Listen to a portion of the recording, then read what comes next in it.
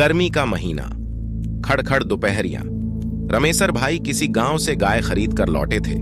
गाय हाल की ही ब्याही थी और तेज धूप के कारण उसका तथा उसके बछड़े का बुरा हाल था। बेचारी गाय करे भी तो क्या, रह रहकर अपने बछड़े को चाट कर अपना प्यार दर्शा देती थी। रमेसर भाई को भी लगता था कि गाय और बछड़े बहुत प्यासे हैं, पर आसपास में न कोई कुआं दिखता था और ना ही तालाब आदि। रमेसर भाई रह रहकर गमछे से अपने पसीने को पोंछ लेते थे और गाय के पीठ पर हाथ फेरते हुए धीरे धीरे कदमों से पगडंडी पर बढ़ रहे थे। कुछ दूरी पर उन्हें एक बगीचा दिखी। उनके मन में आया कि इस बगीचा में चलते हैं, थोड़ा सुस्ता भी लेंगे तथा शायद वहां कोई तालाब हो और इन अनबोलतों को पानी भी मिल जाए। अब रमेसर भाई अपने कदमों को थोड़ा तेज कर दिए और गाय बछड़े के साथ उस बारी की ओर बढ़ने लगे। बारी बहुत बड़ी थी और उसमें तरह तरह के पेड़ों के साथ बहुत सारे बड़े छोटे घास फूस भी उगे हुए थे, पर गर्मी के कारण इन घास फूस का भी बहुत ही बुरा हाल था और कुछ सूख गए थे तथा कुछ सूखने के कगार पर थे। बारी में एकदम से सन्नाटा पसरा था। कहीं कोई आवाज नहीं थी, पर ज्यों ही रमेसर भाई गाय बछड़े के साथ इस बगीचे में प्रवेश किए, गाय बछड़े तथा उनके पैरों के नीचे पेड़ से गिरे सूखे पत्तों के आते ही चरर मरर की एक भयावह आवाज शुरू हो गई। ये आवाज इतनी भयावह थी कि रमेसर भाई के साथ ही गाय और बछड़े भी थोड़ा सहम गए। रमेसर भाई अब उस बारी के भीतर प्रवेश करना उचित नहीं समझे और किनारे ही एक पेड़ के नीचे पहुंचकर रुकना उचित समझे। छांव में उन्हें तथा गाय बछड़े को थोड़ी राहत मिली, पर प्यास के कारण उनका बुरा हाल हो रहा था। वे इधर उधर नजर दौड़ाए, पर कहीं पानी नजर नहीं आया। उन्होंने थोड़ी हिम्मत करके गाय बछड़े को वहीं छोड़कर पानी की तलाश में उस बगीचा के भीतर प्रवेश करने लगे। उन्हें लगा कि शायद इस बारी के भीतर कोई तालाब हो, वह भले सूख गया हो, पर शायद थोड़ा भी पानी मिल जाए। रमेसर भाई अब अपने सर पर बंधी पगड़ी को खोलकर गमछे को कमर में बांध लिए और मुस्तैदी से लाठी को हाथ में पकड़े बारी के अंदर प्रवेश करने लगे। बगीचा बहुत ही घनी थी और उस खड़खड़ दोपहरिया में उस बगीचा में एक अजीब सा खौफनाक सन्नाटे पसरा था। उसी सन्नाटे में रह रहकर रमेसर भाई के पैरों की नीचे पड़ने वाले पत्ते एक और भी भयावह एहसास करा जाते थे। बगीचा में काफी अंदर जाने पर रमेसर भाई को एक तालाब दिखी। उसके पेटे में थोड़ा सा स्वच्छ पानी भी था, पर उस तालाब के किनारे का नजारा देखकर रमेसर भाई के कदम ठिठक गए। अनायास की उनके माथे से पसीने की बूंदें टपटपाने लगी। उनके कदम अब ना आगे ही बढ़ रहे थे और ना ही पीछे ही। दरअसल तालाब के किनारे कुछ भूत प्रेत हुल्लड़बाजी कर रहे थे, एक दूसरे के साथ मस्ती कर रहे थे और कभी कभी उछलकर पानी में भी गिर जाते थे या दूसरे भूत भूतनी को पानी में ढकेल देते थे। वहीं पास के पेड़ों पर भी इधर उधर कुछ भूत प्रेत उन्हें बैठे नजर आए। इन भूतों में से कुछ बहुत ही भयंकर थे तो कुछ बहुत ही छोटे। किसी के पैर नहीं थे तो किसी के 4-5 पैर। वहीं उनको एक ऐसा भूत भी दिखा जो पूरी तरह से बालों से ढका था और बहुत ही विकराल था। हाँ, पर पेड़ पर बैठे 1-2 भूत ऐसे थे जो देखने में एकदम आदमी जैसे दिखते थे। ऐसा लगता था कि गांव का ही कोई आदमी तमाशबीन के रूप में इन पेड़ों पर बैठा है। यह माहौल भले रमेसर भाई के लिए डरावना था, पर उन भूत भूतनियों के लिए उल्लासमय। अब रमेसर भाई क्या करें? 2-4 मिनट बाद कुछ हिम्मत कर मन ही मन हनुमान जी का नाम दोहराने लगे और धीरे धीरे बिना पीछे मुड़े सामने देखते हुए पीछे की ओर चलने लगे। चुपचाप कुछ देर चलने के बाद अचानक घूम गए और जय हनुमान जी कहते हुए गाय वाली दिशा में भागे। गाय के पास पहुंचकर ही रुके। गाय के पास पहुंचते ही वे गाय के शरीर पर हाथ रख दिए। गाय थोड़ी सी शांति और छाया पाकर वहीं बैठ गई थी और उसका बछड़ा भी चुपचाप पूंछ हिलाते हुए वहीं खड़ा था। कहा जाता है कि गौवंश का साथ हो तो भूत प्रेत पास नहीं आते। खैर, उनके पास तो गाय ही थी जिसमें देवताओं का वास होता है, तो फिर क्या डरना। उन्हें लगा कि अगर भूत प्रेत हल्ला बोलेंगे तो वे गाय से चिपककर इस बगीचा से दूर हो जाएंगे। 5 मिनट तक वे गाय के पास ही उससे सटकर बैठ गए। गाय के पास बैठने पर उनका डर थोड़ा कम हुआ और हिम्मत भी लौट आई। रमेसर भाई सोचे कि अरे, मैं तो गबड़ू जवान हूँ, रोज पहलवानी भी करता हूँ, अखाड़े में कोई मेरी पीठ नहीं लगा पाता और मैं आज इतना डर गया। अरे, इन भूत प्रेतों से क्या डरना, आज मैं हर हालत में इनका सामना करूंगा। और देखता हूं कि ये भूत प्रेत मेरा क्या बिगाड़ पाते हैं। अगर आवश्यकता पड़ी तो इन सबको ललकार दूंगा और दौड़ा दौड़ा कर मारूंगा। दरअसल बात यह थी कि रमेसर भाई बहुत ही निडर स्वभाव के थे और अकेले ही रात में गांव से दूर तक घूम आते थे। रात को नहर के पानी से दूर दराज के खेतों को भी पटा आते थे और आवश्यक होने पर दूर दराज के खेतों में भी अकेले ही सो जाते थे। कभी कभी तो वे गाय चराने अकेले ही दूर तक जंगल में भी चले जाते थे। गाय के पास बैठे बैठे ही अचानक रमेसर भाई के जहन में यह ख्याल आया कि क्यों नहीं गाय और बछड़े को लेकर इस तालाब के पास चला जाए।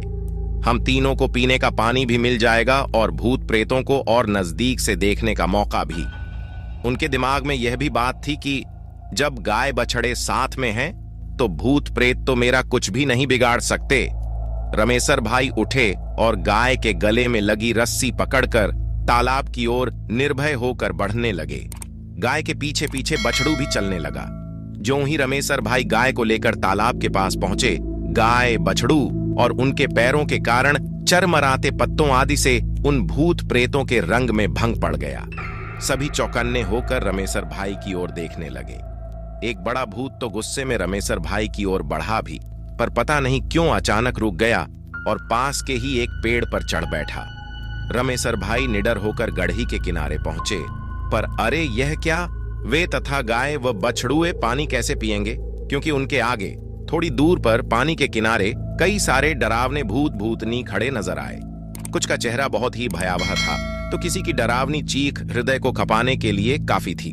गाय भी पूरी तरह से सहम गई थी और अब आगे नहीं बढ़ रही थी। रमेसर भाई कितना भी कोशिश करते पर गाय आगे बढ़ने का नाम ही नहीं ले रही थी और भागने का मन बना ली थी।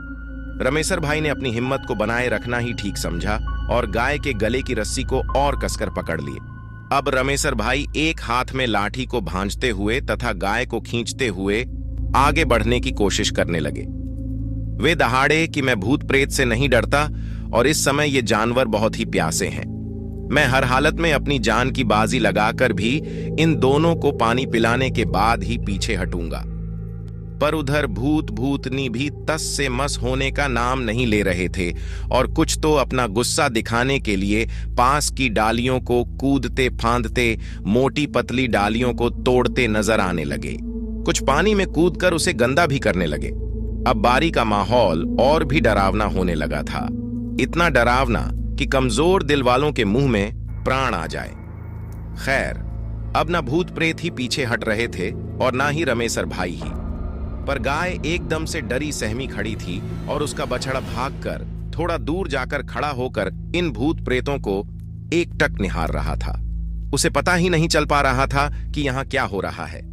अचानक रमेसर भाई अपनी ओर बढ़ते एक भयंकर भूत को गाय का पगहा पकड़े पकड़े ही तेजी से आगे बढ़कर पानी में धकेल दिए और फिर से तेजी से आकर गाय के पास सट गए। अब तो उन भूतों में से कुछ डरे सहमे भी नजर आने लगे और पता नहीं चला कि कब कुछ भूत गायब हो गए। पर अभी 5-7 भूत भूतनी रमेसर भाई का रास्ता रोके खड़े थे। अचानक उस बगीचे में तूफान आ गया। एक बहुत ही तेज आंधी उठी और उस आंधी में बहुत सारे पत्ते, सूखे खरपात आदि बगीचा में उड़ते नजर आए। पेड़ों की डालियां एक दूसरे से टकराने लगीं और रमेसर भाई के साथ ही वहां उपस्थित भूत प्रेत भी सहम गए, क्योंकि उस समय किसी को पता नहीं चल रहा था कि यह क्या हो रहा है। इसी तूफान के बीच वहां एक खूबसूरत महिला प्रकट हुई। उसे आते किसी ने भी नहीं देखा। उस नवयौवना के चेहरे पर एक खूबसूरत मुस्कान थी। उस नवयौवना को देखते ही सारे भूत प्रेत अपना सर नीचे कर लिए। ऐसा लगा कि उसके सम्मान में झुक गए हों। अचानक महिला सौम्य आवाज में बोली कि किसी प्यासे को पानी पीने से रोकना अच्छी बात नहीं, क्योंकि हम लोग भी तो पहले इंसान ही थे। आखिर हम में से भी कई तो कुछ दुर्घटनाओं के शिकार हुए हैं। मुझे याद है, एक बार मैं अपनी माँ, बहन तथा अपने गांव की सखी सहेलियों के साथ पैदल ही एक मेले में जा रही थी। उस समय मेरी उम्र कोई 8-10 साल रही होगी।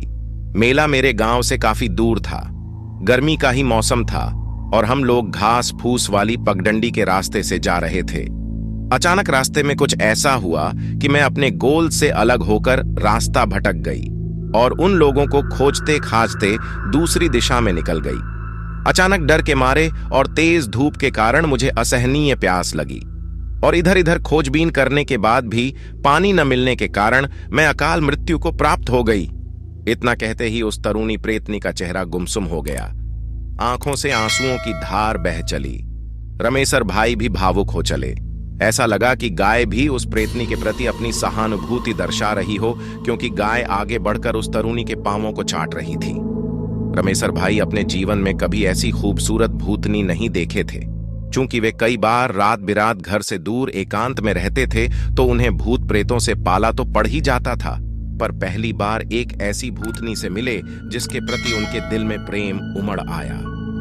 अगर वह इंसान होती तो वे उसे जरूर लेकर अपने घर पर आते और उसकी खातिरदारी करते। खैर, उस नव यौवना प्रेतनी की बात सुनते ही सारे भूत तालाब से दूर हो गए और रमेसर भाई अपनी गाय के साथ छक कर पानी पिए। उस तालाब का पानी भी बहुत मिठू था, या ऐसा कह सकते हैं कि प्यास इतनी तीव्र थी कि वह पानी नहीं अमृत लग रहा था। बछड़ा भी अब कोरडाकर तालाब किनारे आ गया और पानी पीने लगा।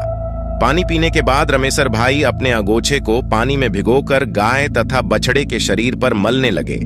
गाय और बछड़े को अब पूरी राहत मिल चुकी थी। रमेसर भाई मन ही मन उस तरुणी भूतनी का गुणगान करते हुए बगीचा से बाहर आने लगे।